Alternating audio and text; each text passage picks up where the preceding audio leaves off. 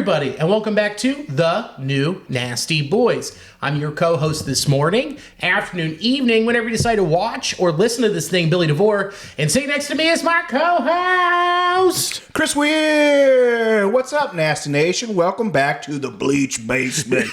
What's going on? What do they do down here? It stinks. Well, that's the problem. It don't stink at all right now. It don't stink, dude. You bleached her down, and there's no sign of fart or stank or fingerprints, evidence, residue. Nothing that'll be traced back to me. There you go. That's all you need to know. Yeah, and we're just clean down here. No crimes of the fecal matter. There are no crimes going on. No crimes.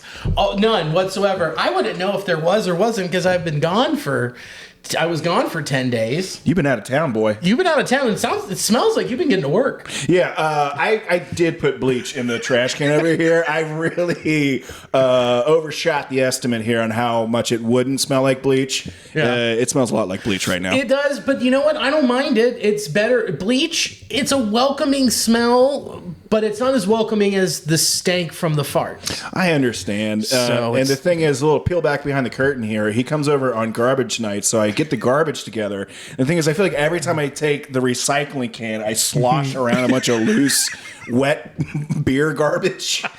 And so it just froths up. And I figured, I'll take care of this now. Yeah, I'm going to finally kill this mold instead of scraping it out and making penicillin for Billy, which he desperately needs. Yeah. Thanks. Mm-hmm. That's it. I'm just going to pour some bleach down there. Yeah. And I think it's taking care of some of it, but I'm going to try not to pour anything else over there right now. Don't. Dude, when I worked at the Growler stop, my boss, the manager of it, her name was Amanda. She doesn't know how podcasts work, so I can say her full name. Oh my God. She was like, on my training day, she was like, I just want to let you know, when you mop the floors, bleach. Do not mix the bleach and ammonia, okay? I found that out the hard way. I was like, go on. 4 or 5 times you did. And I'll tell you what, best buzz I ever got. Better than that Four Loko in there. No, dude, she was like, well, one day I got the bleach and then I put in the ammonia and I was in the closet mixing it up with my bare hands. I was getting little sudsies in my mouth too. You know, I was really suckling her down. And I'll tell you what, I woke up 4 hours later on the floor. Oh my God. She didn't lock up or anything. She just woke up. She's like, shit, what happened? Oh, not again. Not again. God damn it. Blamonia's got me. Oh, no. Yeah. She dips her finger in the mix and gives herself a little gummer. This will stop the bleeding. This will clog up the gingivitis.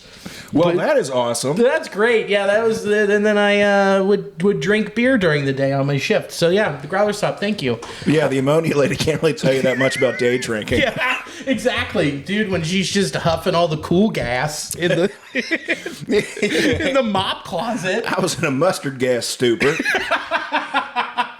It's like, no wonder this works so well in Vietnam. It was very clean in very Vietnam. So clean. That's why they called it Agent Orange.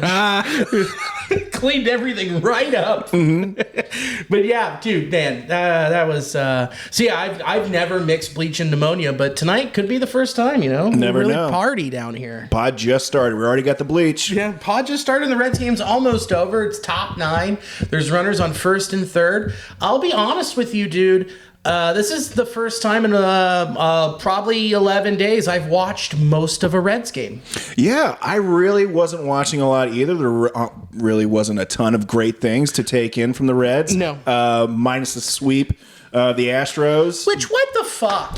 I know, it seems bizarre. They have no problem. I think it was since 2016 since they actually last lost to them. So it's bizarre. They can somehow play well against teams that they're seemingly not as good as, but then they just piss it away against teams they should really be beating in the dirt. Yeah, and it's like Milwaukee just figured us out. I will give credit to Oakland. They've been playing really good baseball. Lawrence Butler has been on fire since the All-Star break, and same with Brent Rooker. They had like the second best record since the All-Star break. They had some tough dudes. Dude, the A's are building to be really good in Vegas. Man, give them credit for hanging on to Brent Rooker, because if they really can turn it around, I mean, that will prove to be a pretty nice move. Yeah. Man, I really hope they trade him in the offseason.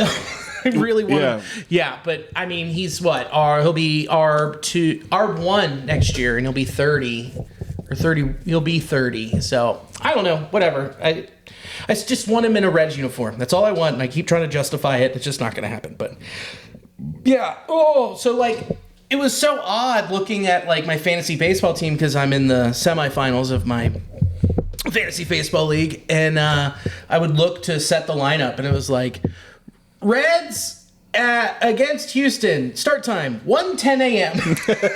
I was like, I'm not fucking watching that. Yeah, dude, West Coast games, some of them would start at 4:10 a.m. I would wake up and be like, the Dodgers just won. Oh, that's pretty bizarre. I'm not even sure if we said. I know we said previously, but you were in Italy. I was in Italy. I was there in the homeland of Gabagool. This motion. I was there. I was in Italy and Sicily. This is brought you back. It is a Sicilian IPA made with fresh Sicilian oranges. Thank you so much, buddy. Yeah, of course. You know. Yeah, I got you this. I already opened it and drank some. Oh, thanks. Is it more bleach? A little bit. I'm not quite sure. It's tasting like numbness. Oh, you got the little lip tingles. You gave it a bleach rim. That's nice. Bleach and NyQuil. Yeah, but yeah, in Italy, Sicily, it was fine. We'll talk about that. It was great. Why did I say? Oh yeah, I just sound like such an asshole. Italy, fine. Let's talk about you and what you did while I was gone. If you haven't been, go. 10.5 hours on a plane there, and then 10.5 hours back. No big deal. How was not having me around?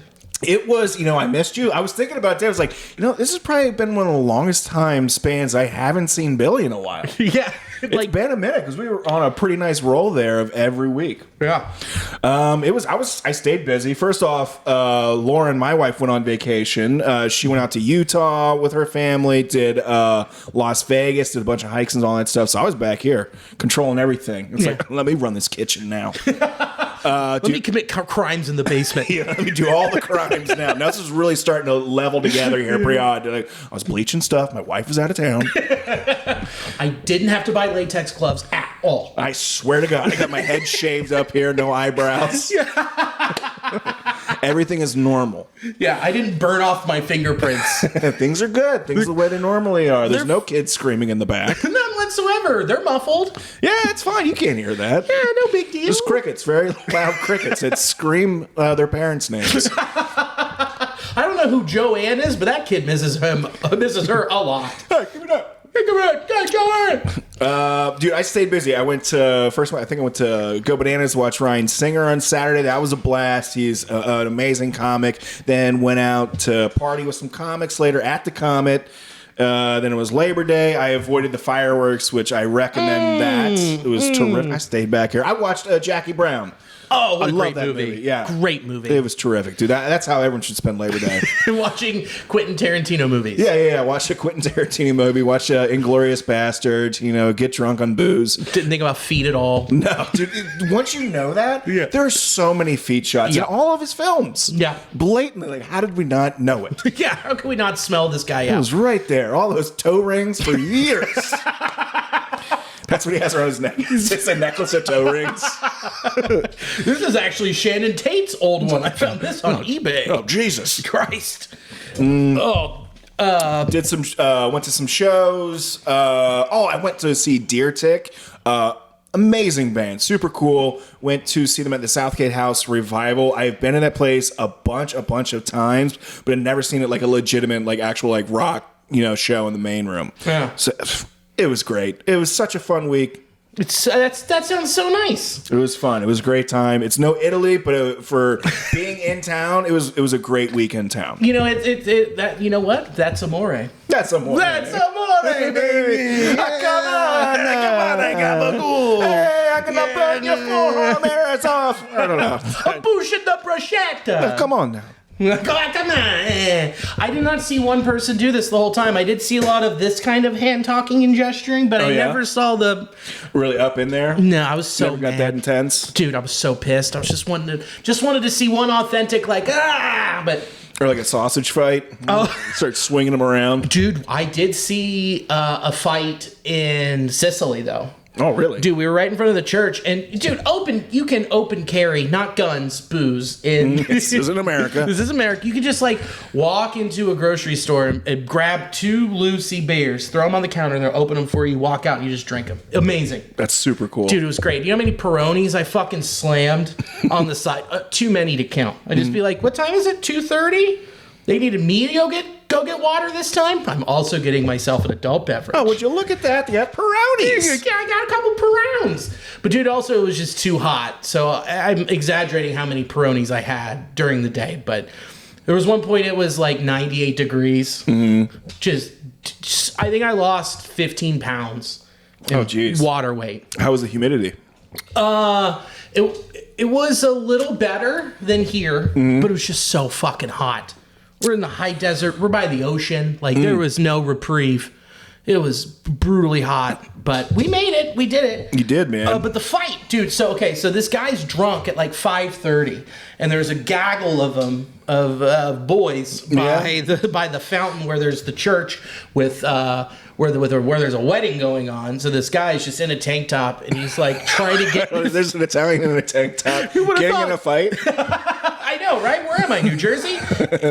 And so they go to like, this guy's like trying to get in his car and drive, and everyone's stopping him. And then next thing I know, they're like 4 dudes holding him back, and there's one dude screaming in his face. He's trying to punch, and eventually they just throw him into a random house, and he doesn't come back out. That turns out that was actually a Fiat commercial. A Fiat. A Fiat. We have wheel locks. And so that was pretty cool. I did see a fight. Went to Sicily, which you can definitely tell that it's like, how do I put it? It's like you get there and you know that when you were walking around, you're talking to people, there's a chip on their shoulder. They let you know that they're Sicilian. They're not Italian. They're Sicilian. So they're like the Long Island of New York City? Who would have thought? Yeah, dude. Very Long Island. Lots of big hair, long nails, gum chewing. It was like, the way they drove, I was like, now I get why New York is like this. Yeah? Dude, it was literally, there is no, I don't think they have a left pedal. Really? It's just merging. Just zip, merge, scooters all over, chaos.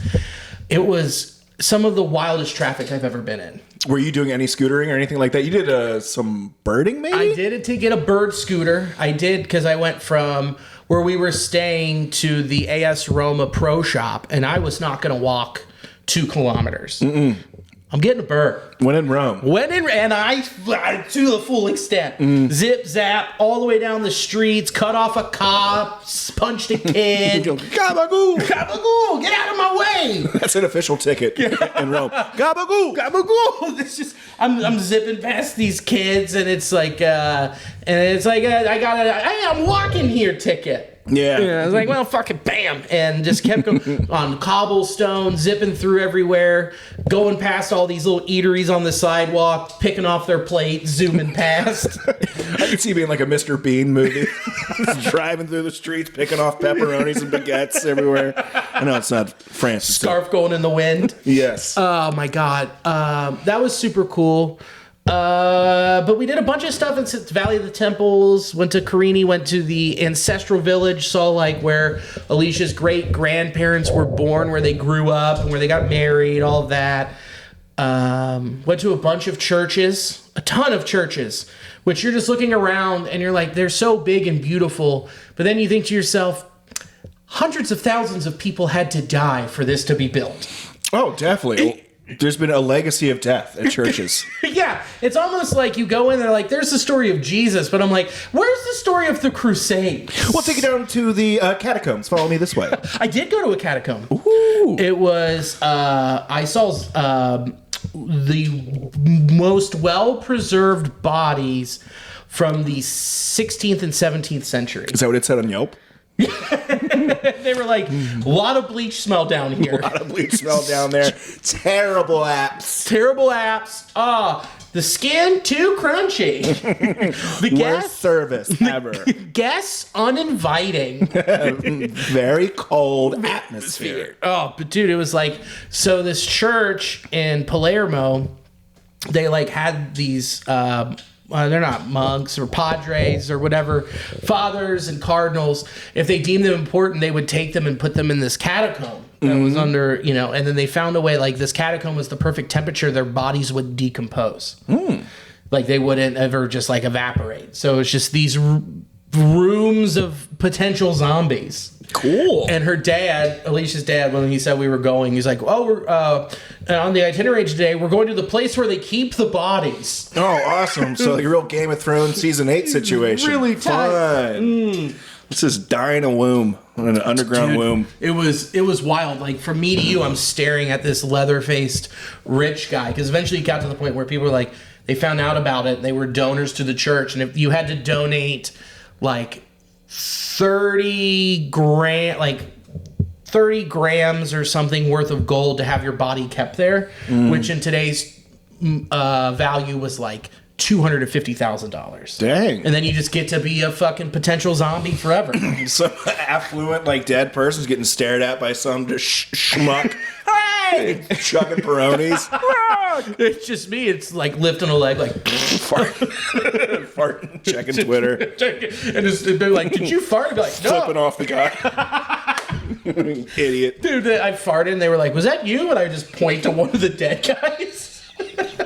It was him. He was holding it in. He was holding it in the whole time. And his nose evaporates. Just falls through. The last bit of blood drips out.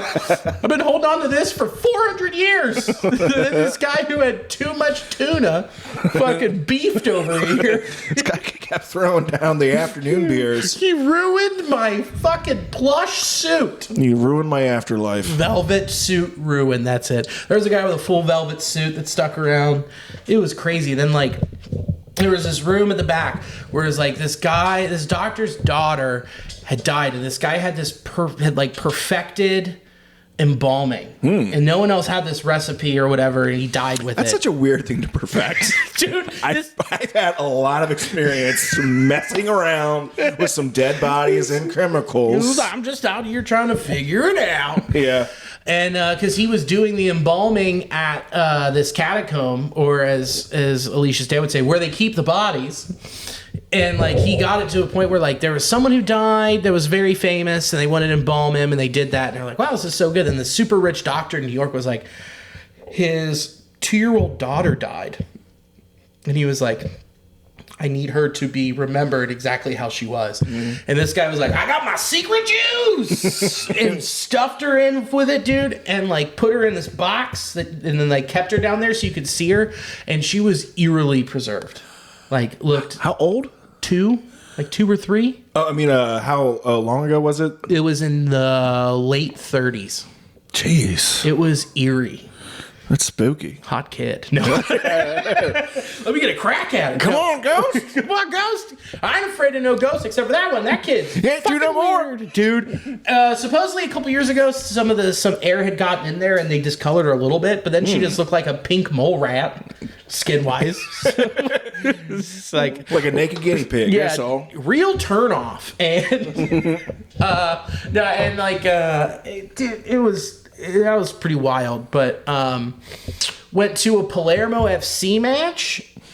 Club started in 1900. The stadium was built in 1932. Just people ripping darts. Oh, in the stadium? In the stadium, dude. Smoking cigs, putting them out, screaming. I learned, I forget the words, I learned bastard, nutless, little man, bitch, cuck, all like. That's a good one. Cuck. I wish I would have remembered it, but it was just like Alicia's like, "Oh yeah, that's what that one means." I learned that. I guess asshole was said. It was just a wild atmosphere. That's awesome. That's a perfect spot to kind of pick up on culture in a new country because when you're at a state and people just yell what is the most guttural things, and it's like, oh, that's what they call their assholes here. Oh, that's what I've been missing on the bidet. Yeah. That's it. Fuck on ya. Oh, that guy. Dude, this guy was just yelling, and then he's and then just pulled his darts out of his front chest pocket, but started smoking. I was like, this is awesome. This is the life. This dude, it was Serie B, which is like, if you were to compare MLS, where it's MLS and then there's MLS Next Pro, that's what that would be. Like, it was like the league underneath. And so it felt like it, dude. Like, again, ripping darts. We're just in this old stadium. The supporters section, like the Bailey at FC Cincinnati, puts them to shame. Really? They brought fucking fireworks. Fireworks, swords. Dude, they had like torches. They're a guillotine. They got the coach after the match. They got him, dude. The game didn't even finish. Dude, that's so cool. Dude, the whole section was just people jumping, bouncing, all this stuff. Well, they have 100 years of fandom. That is insanity. It's bonkers. It's like when we talk about the Reds, it was what, 1903? 1907? Something like that. But I mean, it really didn't start to 1897. Fuck, because 2019 was 150 years. And that math eludes me right now. So it'd be another 5. So it's 55 years or 155 years. Yeah. Oh, man, this is really... Dude, there are people listening right now who are like, what the fuck? Get it together. I'll be honest, a lot of times when numbers get said, I tune out so that like I can't be held accountable. So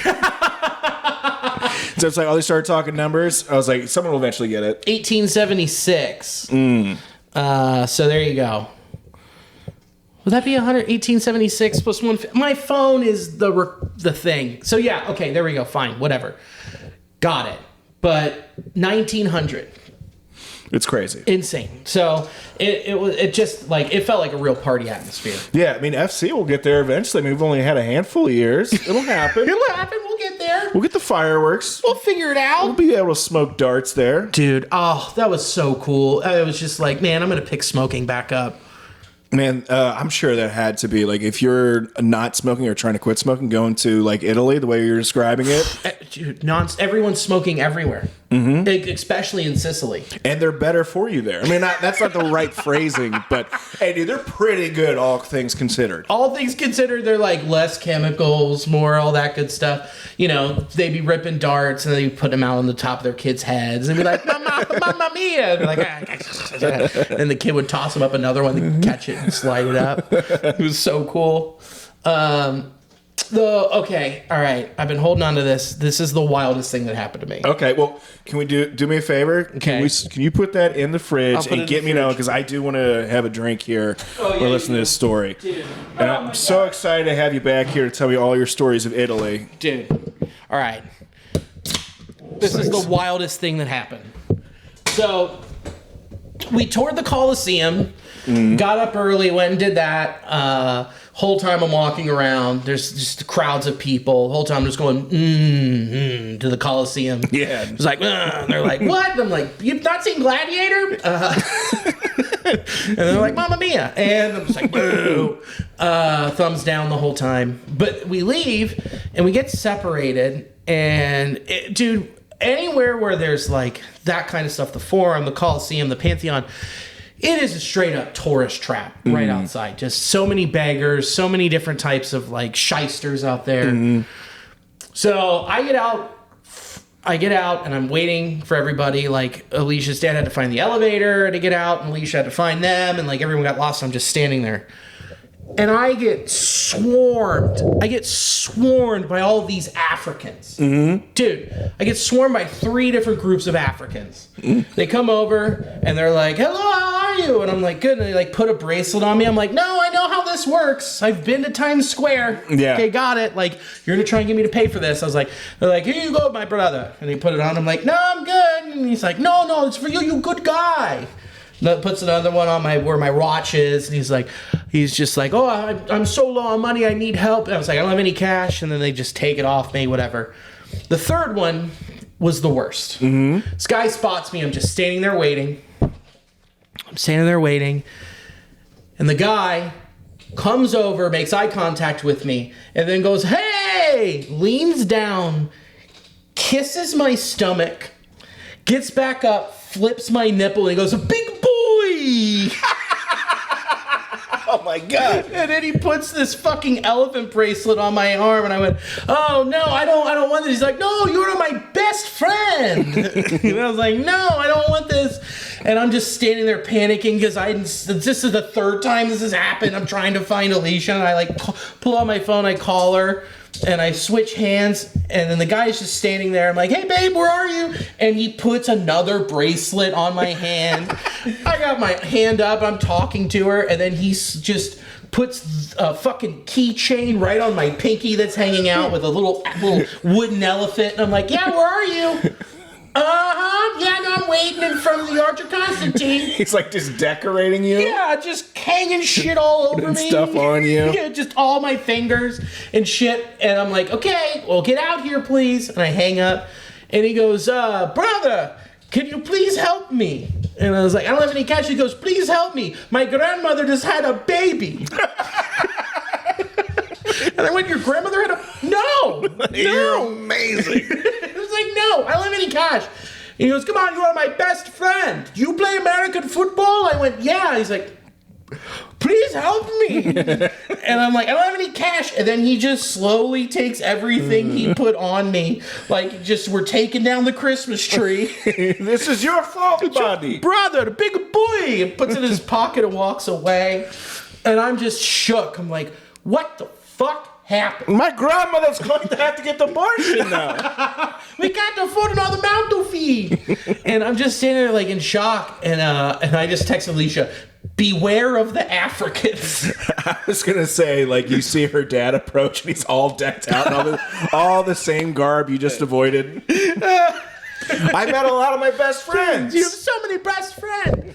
And Alicia's like coming out and she's like, I can't find Dad and Joan, stepmom Joan. And I was like, cool, I'm going to go hang out by the Arch. And I told her what happened. She was like, oh my God. I was like, yeah. So I went to go hang out by the Arch. And she went, well, I'm going to go over there back to the swarm of Africans and wait for my dad. And I went, the fuck I am. Mm-hmm. I'm not going to get sexually assaulted again and be called big boy. Yeah, that's unfortunate. I'm going to sit here and pay this guy three euros for water he probably spit in. Yeah, at least it won't flick my nip. Dude, he just... Boomf. Oh, dude, I hate that. I get that. Awful. Why does, like, every street merchant or peddler along those lines have to start with my size? Yeah. What an awful sales tactic. Yeah, it's the biggest thing. Let me call it the thing like, oh, maybe he'll be funny about it. Oh, you got me. It's like, oh, fuck you, dude. No, walk it up. I'm already super sweaty. It's 87 degrees at 9 a.m. It'd be like if you walked in and was like, hey, what's up, you poor homeless bitch? Hey, look at all that garbage you're going to try to sell me. How about that? Oh, neat. You got a bag of this on Amazon for 73 cents. I'm looking at Temu right here. This is where Temu stuff comes from. You know what's crazy? That was the guy's name. It's Temu. Temu? Oh, yeah. He was my best friend. No, that's great. Dude, I was so sweaty, too. When he went in, I was like, oh, you just got a salt bath. Oh, dude, I hate that. When you're just feeling like sweaty, sticky, uncomfortable, and someone touches you, you're like, get the hell off of me. Touches you, let alone with their lips on your stomach. Ugh. Horrible. Awful. Big boy. Oh, yeah. 1 star. 1 star. Would not do it again. What was it? The Castle of Constantine or something? The Arch of Constantine. The Arch of Constantine. Dude, it was crazy. Oh, my God. Big boy. Well, that is a funny bump. Yeah, it's so funny. And I've been holding on to that one. I was like, I cannot wait to tell this one on Monday. Dude, that's a funny one. Flick the nipple. I would have bought something from him. I'm like, dude, you rule. One of the guys did leave the bracelet. He was like, you're a good guy. And like, can let me keep it. And then we were in line to go to the forum. And there's just like 9 of them lined up. And it's like, I guess I am a good enough guy. Was there like were you saying like other people had the same bracelet? Yeah. It's like, you're a good enough buddy. You're a good guy. Best friend, big boy. It was a lot, but it was fun, man. It was great. So I'm glad to be home. I'm trying to think if there was anything else that I really wanted to talk about. You talked about a lot with me, like, before the pod. Yeah. But, dude, that's awesome. You get to go to, like, one of those spots. Even though some of those spots are, like, touristy heavy, it's fucking so many places now. Dude, it felt like, it truly did feel like Times Square when I was at the Coliseum, Arch of Constantine, which a thing that was built in, like, 1012. Yeah, year 1. This is when you built it. This is it. I mean, I touched a brick that was from 1 AD, and I was like, so many people have touched this before me. Like, it's so weird. Dude, they didn't even know what TikTok was, dude. Yeah, these feeble brains. Yeah, I was just looking around at all these buildings. I'm like, they had no idea who the Costco guys were. They never did planking. They never had a double chunk chocolate cookie. That's insane. They don't know who the Rizzler is. Simpler times. As you're standing on all those decadent built, gorgeous coliseums. Yeah, it's like, dude, yeah, maybe Caesar got stabbed over there, but have they heard of Big Justice? Yeah. I don't think so. Have they been to an Olive Garden? Because when you're there, you're family. Mm-hmm. Dude, the food was unbelievable. And you can tell there was a difference in the food. Like, it was like there wasn't a bunch of chemicals pumped into it. There was no bullshit. Like, they didn't have Diet Coke. Do their Sbarros taste different than ours? Dude, their Papa John's, unreal. Banging. All the delivery guys said the N-word. It was so cool. they were keeping up a tradition. I apprecited it. Yeah, it feels like just back home. Oh, you really do like Papa John. Mm-hmm. I can tell you, like, it was so fresh and so good and, like, better for you because I had diarrhea 0 times. Wow. I know, and I'm a daily dumper. That's a streak, man. Of not having a streak in your pants. Dude. He's streakless. No, I'm streakless, dude. I'm on a 0 for shitting streak. It was, dude, but the bidet game in Italy, we definitely have it perfected. What do they do? There's a little fountain. Some guy just goes spits at your ass. It's actually a little baby with wings. Those fountains, like old fountains they have, like the Parthenon or something. Yeah, just a little like, cherub. I'm like, Angelo, harder. But dude, it was just like a gentle drip. Compared, and I'm like, I don't feel very clean, and I was like, I just had to wipe more than I normally would because it's wet and it sucks. Compared to the United States, where my Toto is basically a pressure washer for my asshole. Yeah, it peels off that first layer. Yeah, it draws dicks in my butt. Yeah, it does. It's so cool. But dude, whole different game changer over there with the bidets. Whole changer. Oh, there he is. Come on, you found it. So it was, but definitely would go back to Rome, and I mean it was great. It was very good. I'm very glad to be home. Jet lag is a real fucking thing. I bet, and I'm still recovering from it. So if I'm a little scatterbrained, that's why. If I'm not as well informed as I normally am about the Reds, it's because they played at 1 or 3:10 in the morning. That's quite all right. I think most of us have blocked out the past week. Yeah, and we also wanted to block out what happened yesterday with the Bengals. Jesus Christ. That was gross. Well, it's the norm, man. Joe Burrow 1-9 in the first 2 weeks of the season. It's so wild. I do feel good now that the Bengals have started. So instead of being disappointed with the Reds, we can be disappointed with the Bengals. How about that? Yay, Cincinnati sports! And then this Saturday is Hell is Real. Columbus FC Cincinnati. Oh, that'll be fun. So let's try and not go for an 0 for 3 streak, huh? Pretty please. Enough disappointment. We need some dubs in the city. Very much need it. You know who else needed a dub yesterday was the Miami Dolphins. Boy, howdy. Not only did the Dolphins need a dub, Tyreek Hill needed to be picked up off the pavement. Yeah, he needed a dub and a lawyer. Dub, lawyer, Drew Rosenhaus, the Holy Trinity. Yeah, I was just watching some of that body cam footage. That was not pretty. No, it wasn't. It was almost like the cops did it because they wanted to. Yeah, it seemed like the cops are a little upset at their life situation. Yeah. They saw Tyreek Hill, a multimillionaire, and they were very upset. And they're like, I'll pull you out of the car. I'll show you what 2 mortgages looks like, buddy. Oh, you have a Lamborghini? Cool. I have a Ford Focus, and you're going to kiss the pavement. Yeah. I was watching the body cam footage, and I just don't understand why they know they're being filmed. Yeah. They know it's going to be come out immediately. It's not candid camera. This is no surprise. No. So I guess the cops sometimes you know what? I could go for a week of paid time off. I could kick it for a week, go to Rome. Yeah. You know what? I've always wanted to put the fastest man in the NFL on the side of a street. I want to see how quick I can flip the fastest guy in the NFL on his chest. He's like, oh, wait, you have 7 kids from 3 different moms? Me too. hands behind your back. Check it out. I am very disappointed in my life. Yeah. Oh, cool. You have 3 Lamborghinis. This isn't my Dodge Charger. This isn't mine. This is the States. I have male pattern baldness. I haven't fucked in 4 years. Please fuck my wife. Please fuck my wife. Please. We need the check. God, that was so wild. My favorite was the celebration afterwards where he caught that and had like that crazy 80-yard touchdown and then put his hands behind his back. Epic. That was epic. That was great. But yeah, the Bengals sucked. This is what we're going to have to get. I mean, just get used to at the start of the season. One of the things that the Bengals do very well is they wait for other teams to accumulate tape to break it down, and then Lou Anarumo gets to work and plays the matchup game. That's just how the defense works.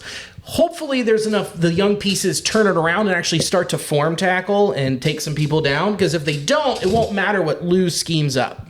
So... Yeah, it was some really basic bad tackling right there. I mean, how many times do you see them just break tackles and then after contact they just kept getting yards because the Bengals were not wrapping anybody up. It was so soft. It was, yeah, and I understand that they were missing 2 of the defensive tackles that they drafted this year to help stop the run, but they also signed Sheldon Rankins to stop the run, and he didn't. So if that's your problem, you got to stop him up front. And if you can't do that, it's going to be a long season defensively. Yeah, that was brutal. It was rough, but...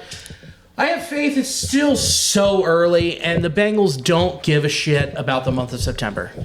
They really don't. I mean, they got some talented people. I have faith in Joe Burrow. Hopefully, Chase will be signed here.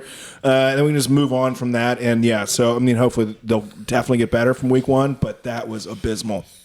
It was brutal. It was brutal. And FCC needs to find a way to put some goals in the back of the net against a very good Columbus squad. So, there's a lot that we could be disappointed for. Luckily, we've got the Reds to wrap up the fucking season, and we can just be done with this season in a couple weeks. We get to postseason baseball, and I'm so excited. These playoffs are going to be so good. It's a shame the Reds aren't going to be there because they're snake bitten this season, but let's just talk about the Reds. Sure, let's go for it. Let's do it. Let's just jump off this bridge. Let's jump off head first. One of my bold predictions before I left for that country that's shaped like a boot, right? Yeah. With the little island underneath it, Sicily. Ready? Sicily. There it is, Sicily. One of my bold predictions, Rhett Lowder was going to get called up for the September call-ups. It happened before. Yeah. I was at the pro shop and I was talking to the head honcho of the pro shop, and I said, I guarantee you I'm going to get on a plane and leave, and the Reds are going to call up Rhett Lowder. They did it. Yeah, and I'm glad they did. It was fun. That was one of the good things, getting to see him pitch. Here's the thing. I haven't gotten to watch him pitch live. I get to do it tomorrow evening. But overall, from what I have seen with the highlights and looking at the breakdowns of the what he's thrown, what he's done so far, I haven't watched full sequencing or anything. I've just watched condensed games. I am very hopeful for 2025 for him. Yeah, definitely. I was really impressing what he was bringing to the mound. He definitely did seem jacked up. That first start was a little overthrown. It took him a second to kind of settle in. Had more walks than what he's had previously, but his stuff will play. Yeah, it will. I mean, a lot of the stuff, you saw this every step of the way, was his control was iffy in the first couple starts, and then he really reeled it in and got used to pitching in the situation he was in, especially, what league he was in, albeit, I mean, we saw it happen in Dayton, we saw it happen in Chattanooga, and we definitely, we didn't get a chance to see it in Louisville. No, because he was just cruising from double to AAA, because they say a lot of guys can jump from double to the majors, so they waited the proper amount of time. But first start, 4 1/3, 1 earned run, 2 hits, 4 walks, 6 Ks. Looking at the spray chart here, you're right, man. Living a lot outside of the zone, just not dotting, which is his biggest strength, is his control.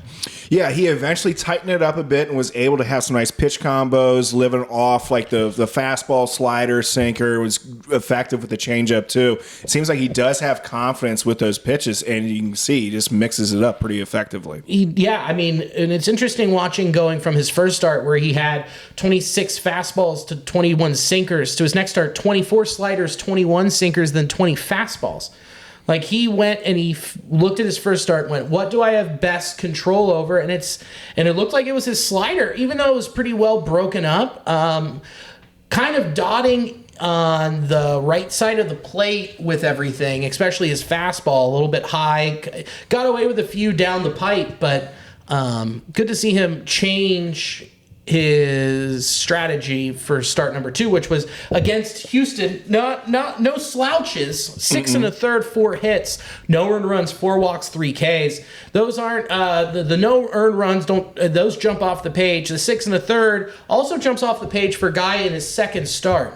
Absolutely, and also to point out here, his fastball topping out about around 94. So it's not like he's blowing these hitters away with like straight gas or anything like that. He's pitching. He is working a strategy, and you can see him as a young 22-year-old effectively knowing how to get major league hitters out. So that is the most encouraging thing I'm seeing. Dude, yeah, super like encouraging to see that, and knowing that he's already got 4 pitches that he's comfortable with throwing in the bigs after 2 starts.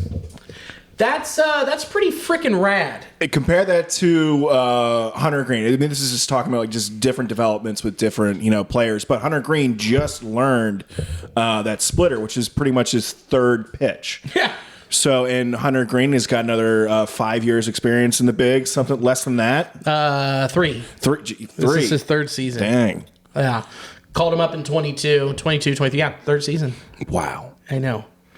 And he was a predominant fastball slider only last year. And then that's the same thing with Ashcraft. He reverted back to fastball slider. Where this kid's already like, yeah, I got 4, potentially 5. He can throw a curveball. It's like, I'm just starting out. I'm only 2 starts in. Don't worry, I'll have 7 pitches come next year. Yeah, I'm excited to see him on Tuesday, man. Like, I'm very excited to sit down and watch him go. And I think progressing through, knowing like, all right, well, this guy's good. This guy's here to stay. Yeah, we'll be talking a lot about bright spots from here on out, I think, for the Reds, and he's definitely one of the brighter ones. Yeah. So you look at the rotation next year, you're like, all right, so we have 4 slotted. You have 4 done, ready to go with Green, Abbott, Lowder, and who am I forgetting? It's a Green, Abbott, Rhett Lowder, Lodolo. Yeah. There's 4. That's awesome. And I think, we could talk about having a 5th starter for the Reds, just talking about how arm, stamina is being an issue. I'm not sure if I'm going to introduce that. But well, at the beginning of the season, David Bell talked about how this was going to be a rotation that would be 6 or 7 deep with guys flipping between AAA and here. And with one guy coming back, you can definitely see that being a possibility. Yeah. That guy coming back is someone we have been talking about all year. Yeah. Hoping that we would get to see him come back, and he did. Brandon Williamson, holy crap, I leave the country, and Brandon Williamson's like, I can pitch. Billy's out of here. Get him out. These guys have been talking about me. They threw me under the radar, thinking I wouldn't come back this year. I'm going to ruin his trip. Yep. I'm doing it. Me and Rhett Lowder, we talked about it. We're really going to piss this guy off. Yeah, really pissed him off, ruined his vacay. But I was glad to have him come back here, dude. Albeit, one was a start, and then the other was in the middle after having a couple openers, which, with all the injuries, I guess this is the only way this will work. Yeah, for the most part. It's not like you're going to really like cram in, a ton of wins all of a sudden. So, get your reps in, get you guys healthy. Don't do anything stupid. Yeah, Fernando Cruz one day had an open. I think it was right before we left. Where I left, he had 3 innings. It was like dominant. Yeah, feeling good. But then he came out and he shit the bed for against the Mets. So, anyway, against Milwaukee, 3 1/3, 1 earned run, 3 hits, 5 Ks. For a dude just coming back against a team that always has your number. Cool. Yeah, man. I'll take it. The fact that you were on the mound functioning. From where we're at, we kept talking about him the entire year, it felt like, and when he's going to come back. So, yeah, it was exciting to see him back on the mound. Yeah, it was also interesting. And then he had, against the Mets, when he came in middle relief, 4 2/3, 1 hit, 1 earned run, 1 walk, 1 K. You take that every day. What's most interesting is between those two starts, he only threw his curveball 6 times. Do you think that has something to do with them worrying about injury and putting stress with that sort of pitch? Bingo. Think about what Lodolo's been going through with that blister. Mm-hmm. And now he's back with what? With a shoulder strain, which basically means he was forcing it, trying to figure out the grip of it.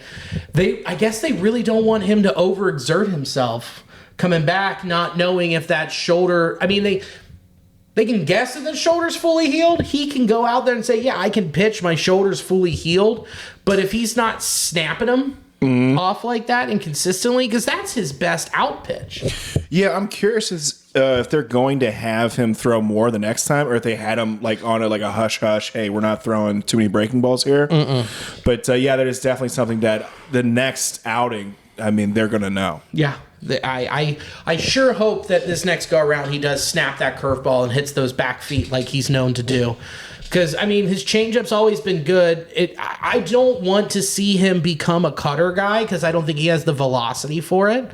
But him throwing it 35 times and 30 times makes me think that is going to be their philosophy with him moving forward. And I don't... His off-speed stuff is too good, and his four-seamer, when he does dot it, which he has the ability to, is good enough. Like, I don't know. I think that's just... We'll see what happens, but I guess it's working. Yeah, I mean, it could just be cautionary for now, but yeah, we'll see what happens moving forward. Nick Martinez just got done hurling a gem, 7 innings, no earned runs. Yeah, man, looking great. Yeah, against a very weak Atlanta offense. Albeit, they won tonight 1-0.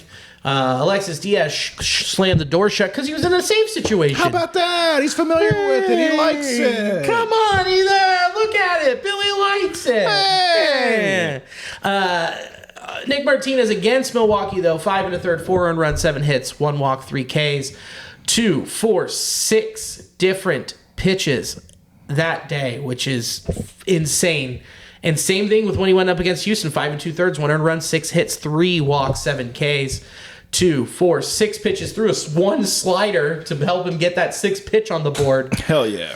But dude, let's talk about tonight. He was dotting, threw the sink at him. Yes, he was. And we're just talking about this with Rhett Lowder, but to that 4-seam fastball, you don't need to have a dominant one. If you're locating that and throwing it off the right pitches, keeping the batters off balance, if you're hitting it up under the hands, man, it doesn't matter if it's 93 or 103. You're going to get your outs, and that is what Nick Martinez did this evening. Yeah, he's learned that was his whole thing in Korea, and it has been since he was with the Padres and back here. It's just embracing the spin.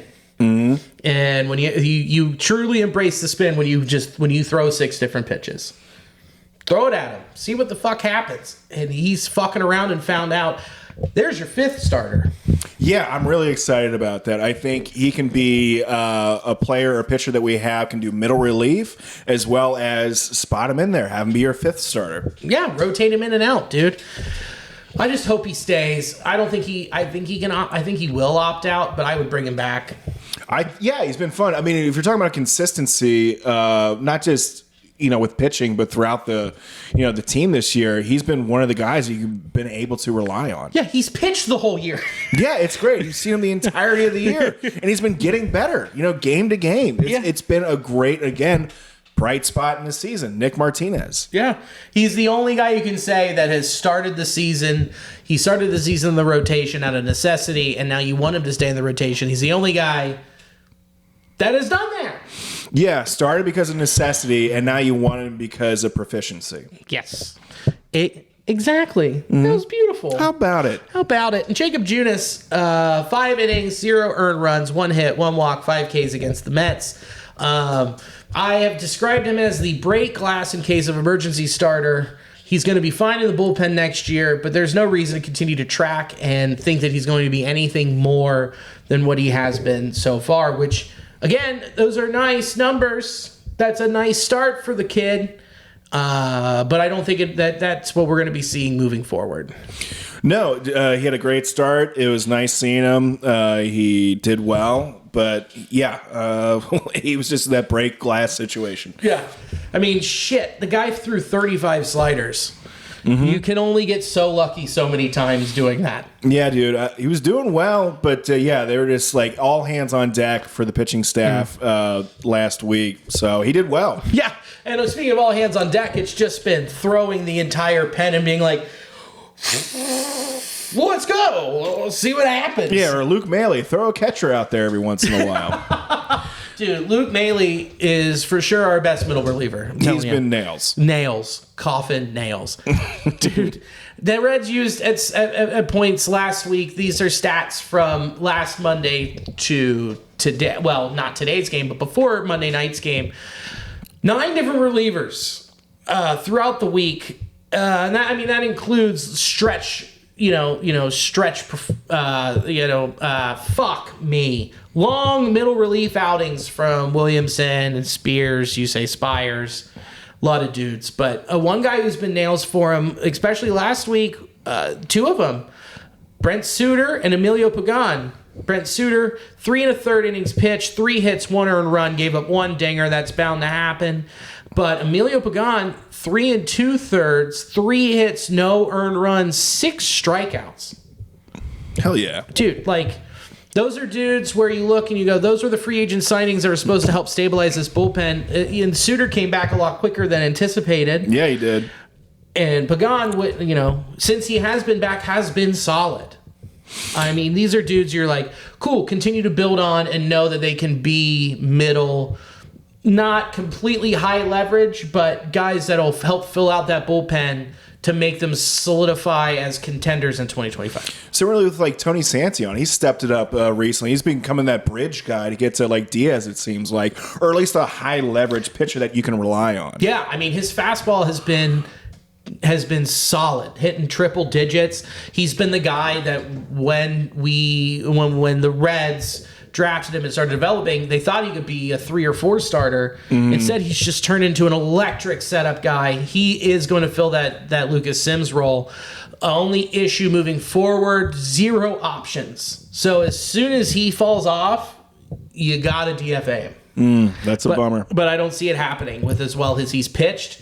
So, dude, I'm I'm cool with losing Buck Farmer next year. You can replace that with another veteran reliever, probably someone more high leverage with more experience. One dude I'm sad to see go on the injured list and probably be done for the year is Sam Ball. He did not look good against the Mets. No, he didn't. That's a bummer because he's a guy that we've been tracking and seeing do well. Want to see him have a big spot within the bullpen, but looks like he's done. He's done. He's got a shoulder impingement that he's had since mid-June, and he finally was just like, he just left a few up there for the old Mets, and they were like, yeah, dude, you don't really need to keep pushing yourself. Yeah. You can chill. Yeah, we don't need you now. That's fine. You just, hang it up for right now. Yeah, go take a nap. Go night-night. Go nap it out, buddy. Nap it out, pal. Someone I'm not going to miss in a Reds uniform next year is Justin Wilson. Blew it again in extras. Yeah, it's gonna be one of those names where we say Justin Wilson and we're like, who? It'll be very forgettable. Wish him the best of luck, but we can see him go. The Hunter Strickland of 2024. Who? What? Good veteran guy for the clubhouse, but they continue to keep pushing him out there to fucking operate in high leverage situations, and he clearly can't. Cool. I'm just so over him. Same. Bummer. I know he's a human with a job, but I'm over it. Yeah, as an entertainment value thing, it sucks for us on the receiving end of it. It really fucking blows. Blows giant chunks. Okay. The Reds fall out of contention. We slam the door shut. The mindset is get through the season, push for 2025. And all of a sudden, this team starts to score runs. What's up with that, huh? It's bullshit. Yeah, and they also just won a 1-run game. What is this? How? I'm confused. Why wasn't this happening earlier in the season? Did it take them this long to warm up? Is it the fact that there isn't a lot of pressure on them? Who knows? Is it a mindset created by the person who rallies the troops, per se? Maybe. I do not know, but it is very peculiar. I think it is, dude. Mm-hmm. The more and more I think about it, I hate to say it, man, but like, I don't think the mindset that is being generated in the clubhouse or the attitude that's going out there is one of a winning mindset.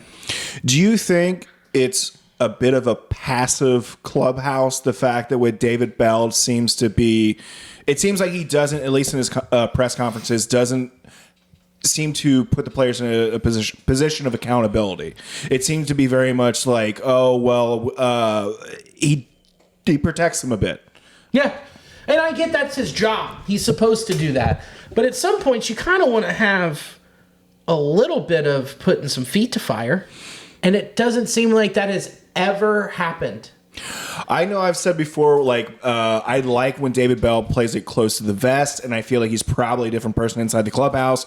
But the more and more looking at him, it just seems to be like maybe he's just that, this quaaluded dude where it just doesn't really, whatever. But then all of a sudden he will get, amped up about something, but it's just like for theatrics to get tossed. Yeah. It's like, okay, I didn't do enough. Okay, well, I'm going to get tossed for this. So it looks like at the end of the day, well, I did my part because I got angry and I got thrown out. Yeah, look, I'm standing up for my guys. Yeah, so I would like to see a bit more of like a Lou Piniella thing of where like, no, this is going to be a winning ball club. I don't give a damn who's in the lineup.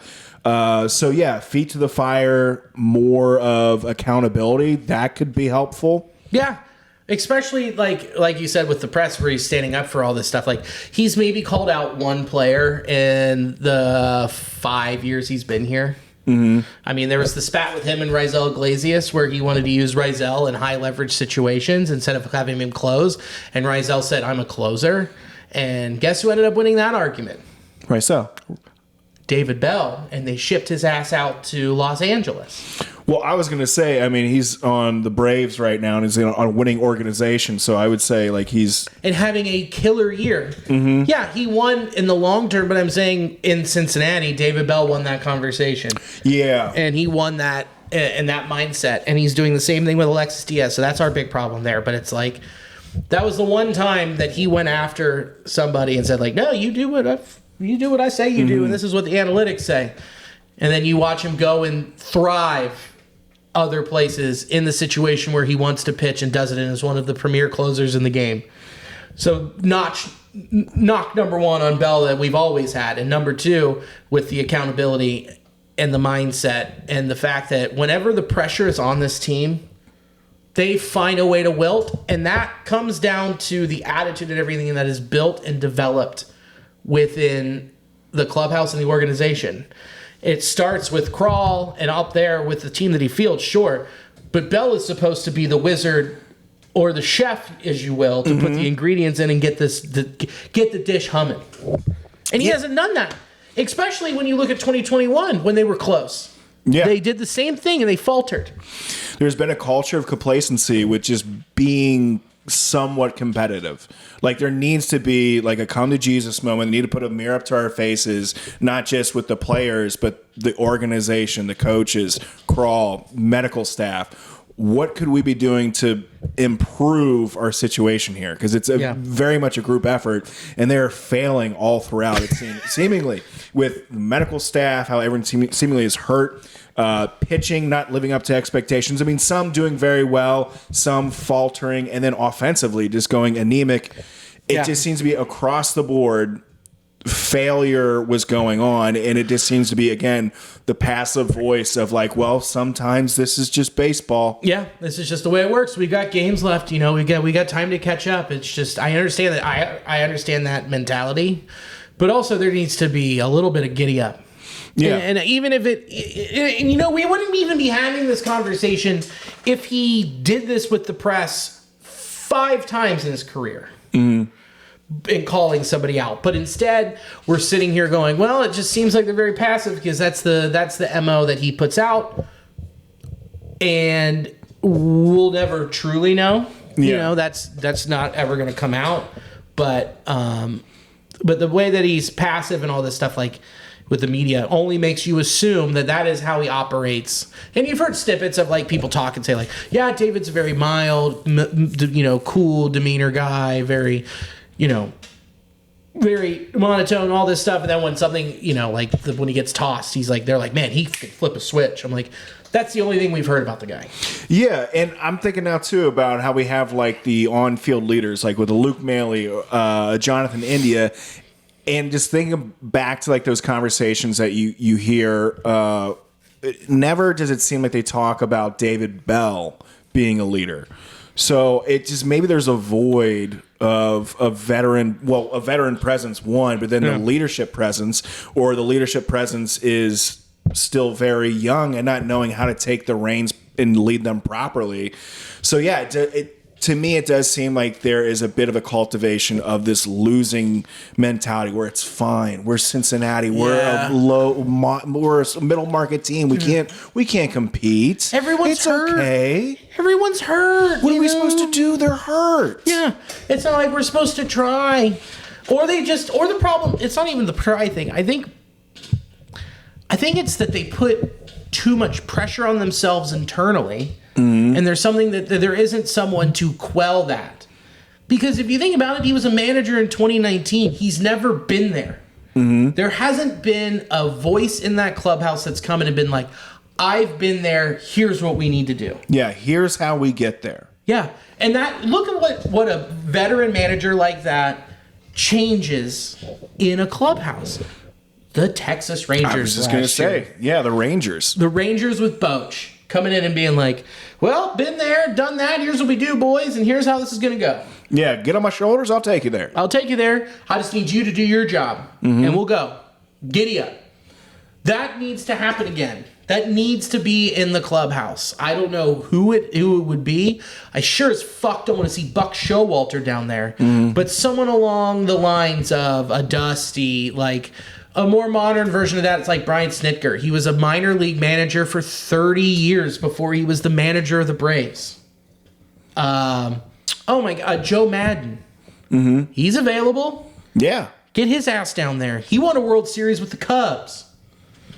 Something along those lines to get these guys comfortable and get them rolling in 2025. I think that's the move. You don't change the whole organization structurally. I mean, you keep Derek Johnson. He's done his thing. His contract's coming. But as much wishful thinking as I'm saying with all of this, I don't think you're going to see a change because David Bell has 2 more years on his contract.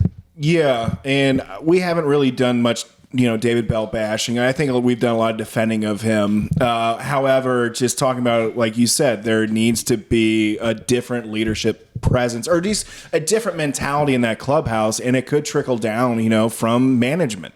Yeah. So yeah, I don't know what it needs to be, but it needs to be a lot of different things than what they did this previous year or this current year. Yeah, because again, the games don't matter and they start to hit. Mm-hmm. There's something about whatever they did to relax or get going. There needs to be that sense of urgency, responsibility, and hey, this is a kid's game. We're having fun here. And it just doesn't seem to be the right mix that they have there. No, I don't know what it is, but it just doesn't seem to be playing well. Nah, it's like it's like having gumbo without the bay leaves in it. Mm-hmm. You're like, fuck, there's something off here. Oh God, it's just the one little thing that throws the whole thing together. You don't really think about it. And you're like, oh yeah, I forgot to put bay leaves in it. Yeah, and you put that in there, and all of a sudden the roux starts getting better. Ooh, it pops. Speaking of popping, Ty France has been everything we hoped he would be. Yeah, man. Since joining the Cincinnati Reds. Since he has joined, this does not include this evening, but since July 31st, 307, 357, 474 weighted runs created, plus of 125. 7 doubles, 4 homers, 12 ribbies, 6.3% walk rate to a 15.9% K rate, with a BABIP of 337. This is a guy that needs to be around next season. Yeah, I would definitely say so. When you look back at what has gone on with this year, you need to have a guy like this. I mean, I just can't find a reason why you would say no to him with the production that he's had. And again, I think he had at least at least 2 other hits tonight. One, I think maybe 1 RBI. Yeah, at least one RBI. The 1 RBI to win the game. Yeah, exactly. Yeah. 2 for 4 with the RBI to win the game. And that RBI he had was out of the zone, but he swung to put it into right field and have a fast runner, which was TJ Friel on base, and got him around and score. Yeah. That is a baseball player move to know, I'm going to put it out there. Yeah. He needed to get out of Seattle and that awful ballpark that is not good for hitters and come to Great American and be like, yeah, I can actually hit. Just rejuvenate his career, and he's done that. And dude, he's only going to cost you in his third year ARB probably 6.5, 7, maybe $8 million. And that's a guy that's worth every penny. Keep him in there because he also plays a good first base defensively. Yeah, he does. And he's a very compact dude. He's got some pop to him. I think he'll play well with Cincinnati. And with the injuries that we've seen go on, Candelario, who knows, Noelvi, I mean, you expect him to be, fully with the team next year, but there is a spot for him. Yeah, here's a hot take for you. He's doing what the front office thought Jammer Candelario was going to do.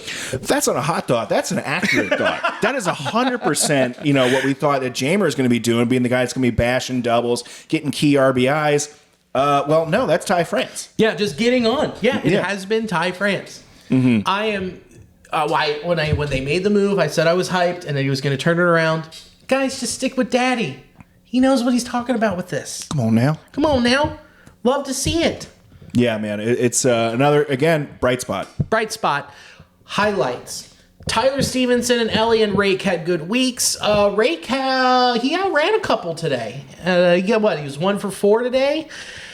Again, I don't think he is the long-term solution or answer in right field, but he looks good he would look good on a bench when you get a bopper out in right field. Yeah, when you need someone that can get on base, has a high, on base percentage. He's been doing that. He's been able to keep a good average throughout the year, and he's got some good feet under him. So yeah, a good bench player, but not an answer to any of the Reds' problems for next year. Absolutely not. So, and Tyler Stevenson had a good week again as well.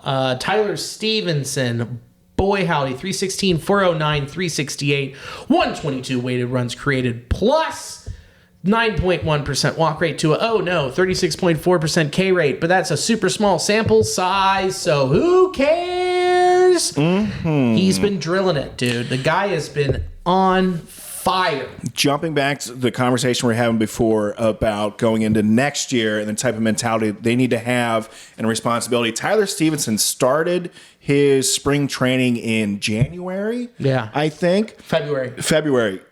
I would love to see him bring with him a crew of guys that would really like to elevate their game and take the onus on them. They're like, hey, we need to elevate what's happening here and just do what he did. So they have in January, they have a catching camp organizationally. So I would love to see Tyler be like, here's how you barrel it up. With all of them, dude. I mean, mostly they talk about defensive stuff with catching, the relationship between the pitchers, how it all works, and like what they want to see all the way down from rookie ball all the way up to the bigs. It's nice to have that organizational consistency, which is one of the things that David Bell has done well within this clubhouse, and this organization, which is create actual processes between the lowest and the highest parts of the organization that hadn't been there. That's insane. That's awesome because you can get to see as a young athlete, okay, if I do X, Y, and Z, this is how I level up and grow. Whereas it's just like an effervescent thing, like I don't really know how to like fluctuate or do whatever. It's like when you have a really good boss and it's like he's like, hey, do you want to succeed in this situation? Here's what you need to do over time. Here's the goals you need to hit. Here's what you need to do. Here's where you need to grow. Okay, let's go do it. And having that in the workplace is great. And that's what David Bell has been for this organization, along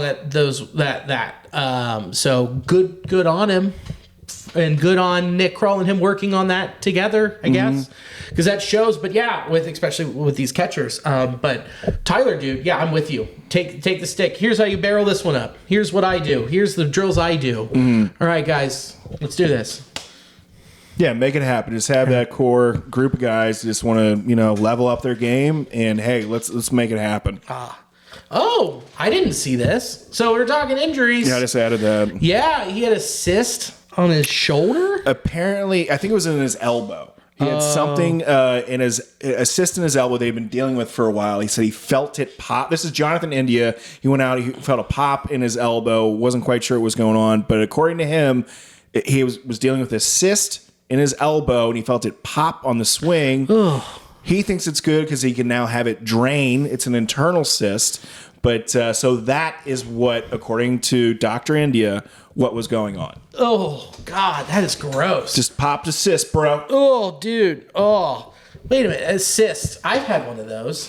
Mm-hmm. They're gross. And no, I had a boil. That's a very different. No, he popped that too. He popped the boil? Okay. Yeah. No, Jonathan's cyst was from him being an athlete. I had a boil above my butt crack because I was on a 2-week tour and I didn't shower a whole lot. And it swelled, and then it popped, and then it stunk. Same thing. You were probably on a 1 to 2 day IL situation. Yeah. No, dude, I was back up and on stage in a couple hours. Nice. I'm an athlete. Mm-hmm. Up there, athlete. Just up there stinking. So India, it seems like he'll be up and rolling in a couple days. Then That's good. It's not like a dire situation with the rest of the guys that are hurt. Mm-hmm. Jesus Christ. Hunter Green. The next step would be to pitch in a major league game during the Reds' 17th through 22nd homestand. Why? Yeah, I think they're just shut him putting down. Yeah, they're going to shut him down. They might try to bring him they'll give some phantom thing, like he's feeling a slight, not 100%. So just to be caught, there's no point in having him come back. Get him ready for next year. There's no point. It's fucking stupid. Shut him down. Nick Lodolo, middle finger strain. Shut him down. They're saying possibly late September. If he can bend his finger all the way, Lodolo's going to start throwing. Shut him down. What's the point? Season's over. Andrew Abbott, left shoulder strain. Club is hoping he returns before the season ends. Shut him down. His shoulder was already tired. You could see it. Mm-hmm. Sam Mull, left shoulder impingement. Shut it down. He'll be back. All these guys you have control over next season. Don't risk it. Shut it down. Jammer Candelario, probably shut down too. Yeah, there's no point in bringing them back. And some of these guys, we've been having responses lately for, I know they went through a dire situation with the pen recently, but however, the starters that they've had called up, Nick Martinez included, filling that role, have been doing pretty well. Mm-hmm. So why not? Unless you desperately need to have a guy throw 4 or 5 innings, whatever it would be. Yeah. Not even that. You know what you do? You put Sam Mull on the 60-day IL that opens up a roster spot. You figure out the 40-man and you bring up Zach Maxwell and you say, figure it out, kid. Here's your shot. Mm-hmm. They haven't done that yet. So that's what I would do. I don't know. Just, I don't know. I don't know how much longer I can watch Casey Ligma nuts. Yeah, they brought him back up. And I'm like, how much longer are we going to have to watch this? I know that he's on the roster and that he's cheap, but you know what you're getting from him. You don't know what you're getting from Zach Maxwell. Yeah, if they have an opportunity, well, I mean, if they choose to, I think it'd be a good idea to give somebody else a shot. It would be nice. But, all these guys that we see, right, minus Jonathan India, pitching-wise, we're not going to see any of these guys back. No. Matt McClain, he did not end up receiving injections for his persistent soreness in his side from a rib cage stress reaction. They're saying that he's working his way back to baseball activity, and they're going to see how he progresses. Shut him down. No point. And that's the big thing, too, with Matt McClain. He had the shoulder injury, and now he's dealing with a rib injury when he wasn't playing sports. Yeah. What happened? Dude, gotta stop surfing, bro. Come on, bro. Let the waves chill. So you're talking, again, I know we've said this all fucking year, but look at this snake bite. It's just gotten bigger and bigger. Just keeps going. Keeps growing and growing. And, yeah, you're going to have injuries throughout the year. And, of course, at the end of the year, a lot of people are going to be pretty beat up, pretty bruised, pretty hurt. Yeah. But this is if you really want to be competitive, this is unacceptable. Right. The depth that we talked about at the beginning of the year just evaporated too quickly. I mean, it just sucks that this year was this brutal to the point where we were hoping they were going to make a move at the deadline, but that wouldn't have made a difference with all these injuries, dude, and shutting everybody down. Yeah. I mean, how many of these do you think they're actually like, oh, we're going to try and get them back? No. How many of these are them saying you're at an innings limit, and they're privately saying that to them, but publicly, oh no, they're on the IL. No, they're actually hurt. There's definitely some back-of-house conversations going on with these injuries. I don't expect to see hardly any of these people coming back before the end of the year. So, yeah, there's definitely things we're not privy to. But, again, to talk about the trade situation, I know we're talking about that and how we needed to add to this roster. But still, I don't know how you repair this. You just have to go in and hope. Mm-hmm. Yeah, it sucks, man. Well, once we get to playoff baseball, we'll start doing our speculating, but and do a little slight roster building, but mostly talk about the teams that are in the playoffs. We'll talk about teams in the playoffs, and we'll put together some fun stuff to talk about for the Reds, like what they can do next year to improve. Yeah, we get to do that after, and then after the World Series, we take a break, and then winter meetings, and we're back. Mm-hmm. So, very exciting stuff. The schedule coming up. So, the Reds beat the Braves 1-0. And then there's 3 at St. Louis and then 3 at Minnesota. Tonight was Nick Martinez, Lowder today on Tuesday while you're listening to this. And then whatever. The rest of the week. You just don't know with everyone being hurt. Is Brandon Williamson going to start? Is it going to be another opener, long relief situation? Are they going to let Jacob Junis start again? Like, is Carson Spires, you say Spears going to start again? Like, you just don't know. Day to day. Day to day. Just like how you live, baby. Yeah, doggy. Yeah. And then they're off that Monday. So, very exciting. And then it's the homestand with 3 at home against the Braves and then 3 at home against the Boot Pirates. I think we're going to be able to see Skeens in one of those 3 games. That'd be cool. That'd be cool. I'd like to go to that. Oh, that'd be awesome to see Skeens and Lowder. Skeens. That is my cover for when Skeens comes out, because it's like Travis Scott's Fiend. I don't know.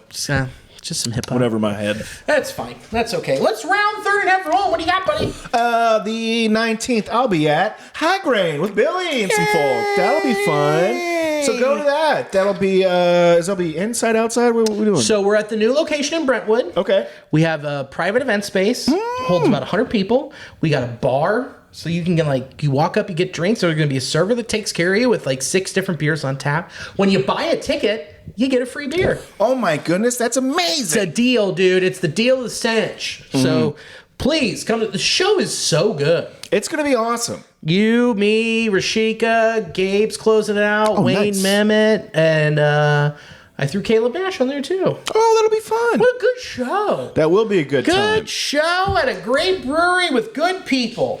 So that's what we'll be. You got anything else to plug? I got to plug this fart as soon as we're done here. Come on, I got it. Here we are. I don't have anything else at the moment. What am I thinking here? Friday, you'll be able to see me at ELO, Electric Light Orchestra. They're playing one of my dad's favorite bands. That'd be cool. They're playing at the Heritage Bank Arena. Saturday, Hell is Real at TQL Stadium. I'll be there. And then Sunday, watching the Bengals, baby. Hell yeah. So that's my week coming up. So thank you to Sports Drink for hosting the audio of this podcast. They're a coffee shop in New Orleans. Definitely go check them out. Go to intheclutch.com. We got some cool new stuff. Is it red stuff? Absolutely not. But we have some cool stuff to get you ready so you can get on a bandwagon for the playoffs. Might I add, that bandwagon for me is going to be the San Diego Padres. Okay. I'm on that bandwagon. All right. So, if you want to buy any of that cool Padres stuff, promo code NASTYBOYS, all caps, 10% off. Pretty sweet. So thanks for having me back in the Fart Dunge, bud. Hell yeah, brother. Anytime. Glad to have you back here in the bleach basement. The bleach basement. Oh boy, it's been real nice in the ammonia aluminium. I don't have anything. That's all right. It's fine. That's fine. We're scrubbing it down. Dude, still jet lagged. I can still hear those kids back there. Still turned on, right? Still so turned on. Woo, buddy. That's why I wore my gray sweatpants tonight. So, and thank you for watching and or listening. And as always, go Red Legs. Go Red Legs.